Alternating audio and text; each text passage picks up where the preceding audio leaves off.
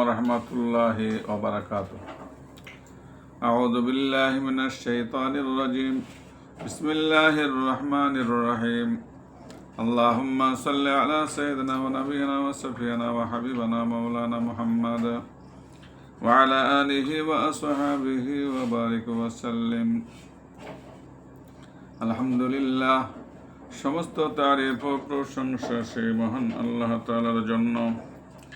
তারপরে পরে আল্লাহ তাআলা যে নবীজির ওসিলায় আমাদেরকে এই বিশ্ব জগতে পাঠিয়েছেন, সে নবীজির ওপরে শত কোটি দরুদ ও সালাম বর্ষিত হোক। সকলে বলেন যে আল্লাহুম্মা আমিন সাল্লাল্লাহু আলাইহি সাল্লাম। অন্যান্য নবী আলাইহিস সালাম গণেরা আমাদের নবীজির উম্মত হওয়ার জন্য দোয়া করেছিলেন। আমরা দোয়া না করলেও তিনি যে আমাদেরকে মেহেরবানি করে এই নবীজির উম্মত করে পাঠিয়েছেন, সেজন্য আল্লাহর কাছে শুকরিয়া আদায় করি। বলেন আলহামদুলিল্লাহ। হযরত নবী করিম সাল্লাল্লাহু আলাইহি ওয়াসাল্লামের জীবনীর আমি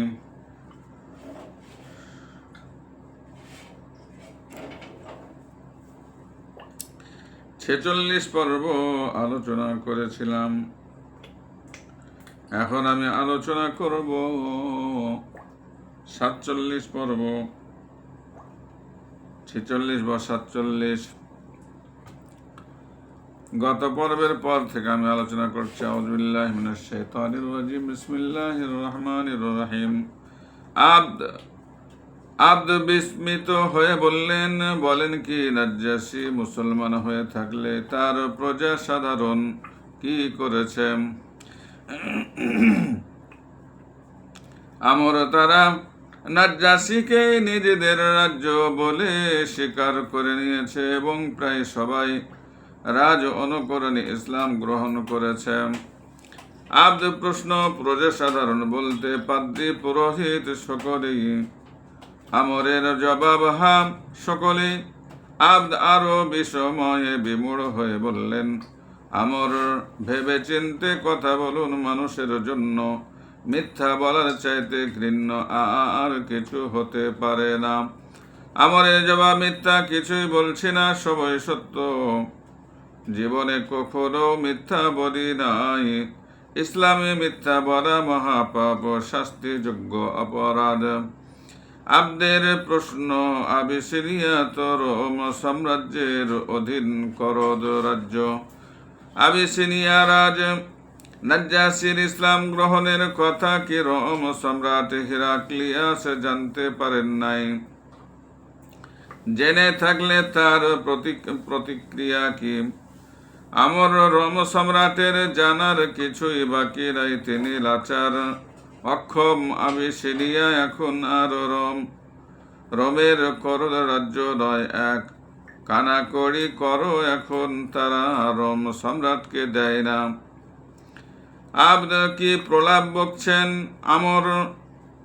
আমর প্রলাপ নয়, সত্য বলছি। তদন্ত করালে নিজেই সব কিছু অবহিত হতে পারবেন। এবার আব্দের প্রশ্ন, শেষ প্রশ্ন। আচ্ছা আমর বলুন তো, আপনাদের রাসূল সাল্লাল্লাহু আলাইহি সাল্লাম মানুষকে আর কি কি কাজের আদেশ এবং কি কি কাজ হতে নিষেধ করেন?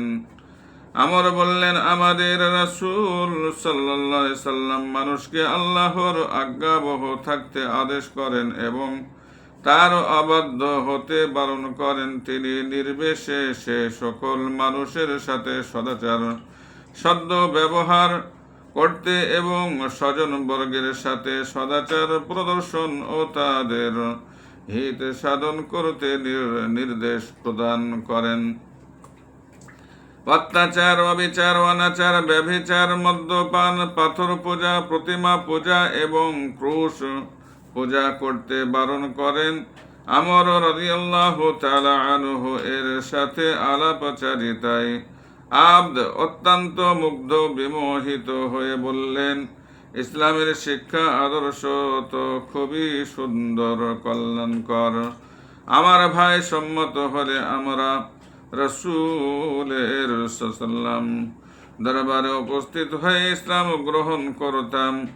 রাজত্বের মায়া মোহে তিনি কি করেন বলা যাচ্ছে না। আমর বললেন, ইসলাম গ্রহণ করলেও রাজ ক্ষমতা, শাসন ক্ষমতা তারই থাকবে, তবে মুসলমান হিসাবে তখন তার কয়েকটি নতুন কাজ সম্পাদন করতে হবে। তা হচ্ছে, স্থানীয় ধনশালী লোকদের থেকে কিছু সদকা আদায় করে স্থানীয় দিন দরিদ্র নিঃস্ব লোকদের মাঝে বন্টন করতে হবে। সদকার স্বরূপ জানতে চাইলে হযরত আমর ইবনুল আস রাদিয়াল্লাহু তাআলা আনহু ইসলামের সদকা, ফিতরা ও যাকাত বিধান সম্পর্কে যথাসাধ্য তাকে বুঝিয়ে বলেন। আরো বললেন, অবস্থাপন্নদের প্রয়োজন অতিরিক্ত সম্পদের একটি নির্দিষ্ট অংশ সরকারি কর্মচারীদের মাধ্যমে আদায় করে দিন দরিদ্রদের মাঝে বন্টন করে দিতে হবে। ইসলামের ধনীদের অর্জিত সম্পদে এটি দিন দরিদ্রদের নির্দিষ্ট অধিকার, কোনো প্রকার দয়ার দান নয়। পশুপালের যাকাতের কথা উঠলে আব্দ বললেন, মাঠ আর জঙ্গলের ঘাস পাতা খেয়ে পালিত পশুরও একটি নির্দিষ্ট অংশ বাধ্যতামূলকভাবে দিন দরিদ্রদেরকে দিতে হবে। আমর বললেন, হ্যাঁ, অবশ্যই, না হলে রাষ্ট্র সরকার বল প্রয়োগে তা আদায় করে নেবার শাসনতান্ত্রিক অধিকার সংরক্ষণ করে। আব্দের সাথে আলাপের পর কিছুদিন অপেক্ষা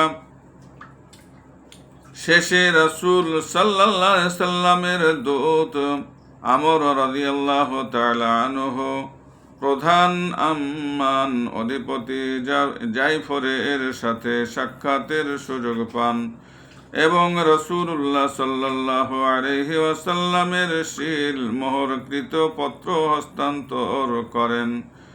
জাইফর তা পাঠ করে নীরবে কনিষ্ঠ ভ্রাতা আব্দের হস্তে অর্পণ করেন।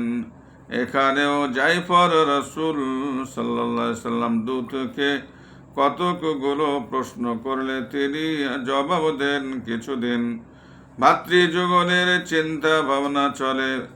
অতঃপর একদিন তারা ইসলাম গ্রহণ করে কৃতার্থ হন।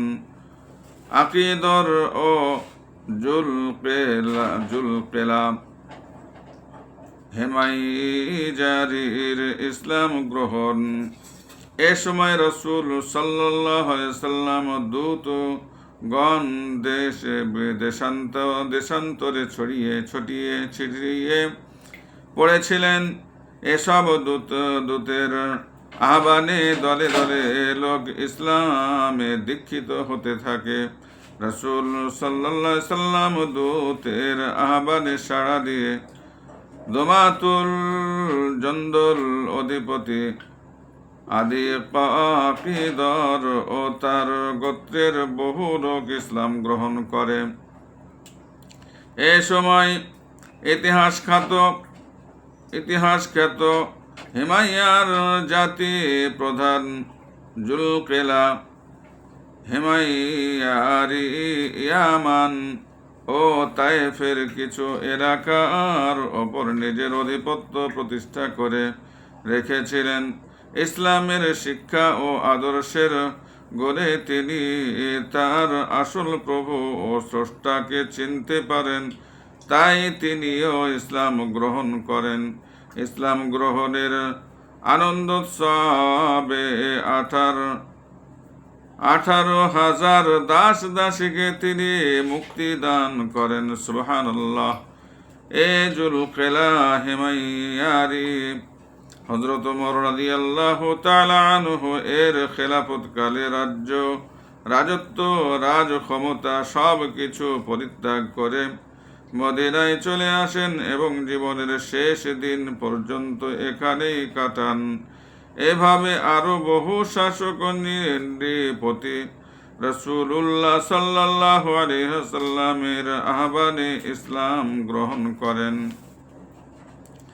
অষ্টম হিজরি সনের ঘটনাসমূহ। মুতা অভিযান। মুতা অভিযানের কারণ পারস্যকে পরাস্ত করে রোম সম্রাট তার কর্মচারী ও স্বজনবর্গের দম্ভ গর্ব চরমে ওঠে। পৌত্তলিক আরবের নিরক্ষর একটি লোক তাদেরকে সত্য দিনের প্রতি আহ্বান করেছে। সে যিশু ঈসা আলাইহিসসালামকে তারা তিন খোদার এক খোদা এবং খোদার পুত্র বলে বিশ্বাস করে।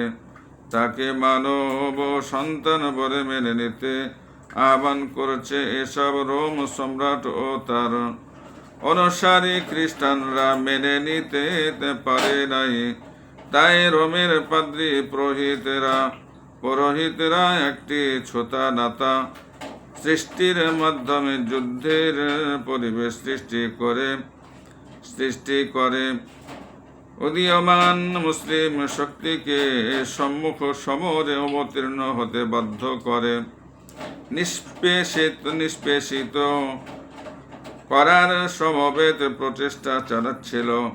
বিশেষত ইসলামের অভিনব শিক্ষা ও আদর্শ গড়ে আবিসিনিয়ার মতো করদ রাজ্যগুলো একের পর এক রোম সম্রাটের আধিপত্য মুক্ত হতে চলেছে। সুতরাং মুসলিম শক্তিকে এক্ষুনি নির্মূল না করলে তার রাজত্ব ও রাজ ক্ষমতার জন্য হুমকির কারণ হয়ে দাঁড়াবে। এসব চিন্তা তাড়িয়ে হয়ে রোম সম্রাট মুসলমানদের বিরুদ্ধে সামরিক শক্তি প্রয়োগে আগ্রহী হয়ে ওঠে। অন্তত দুটি নৃশংস ঘটনার মধ্য দিয়ে রোম সম্রাটের এ মনোভাবের সুস্পষ্ট প্রমাণ মেলে। তৎকালে সিরিয়া ছিল রোম সাম্রাজ্যাধীন। সিরিয়ার একটি প্রদেশের নাম মাআন। এ প্রদেশের শাসনকর্তার নাম ফারওয়া প্রবৃত্ত হয়ে রাসূলুল্লাহ সাল্লাল্লাহু আলাইহি ওয়াসাল্লাম সম্পর্কে অনুসন্ধান চালিয়ে নিশ্চিত হন যে তিনি সত্য রাসূল এবং ঈসা আলাইহিস সালাম। যাকে এখানে শেষ করলাম, ইনশাআল্লাহ পরের পর্বে আবার শোনাবো বাকিটা। যাক, আমার জন্য দোয়া করবেন, আমি আপনাদের জন্য দোয়া চাই। আসসালামু আলাইকুম ওয়া রাহমাতুল্লাহি ওয়া বারাকাতুহু।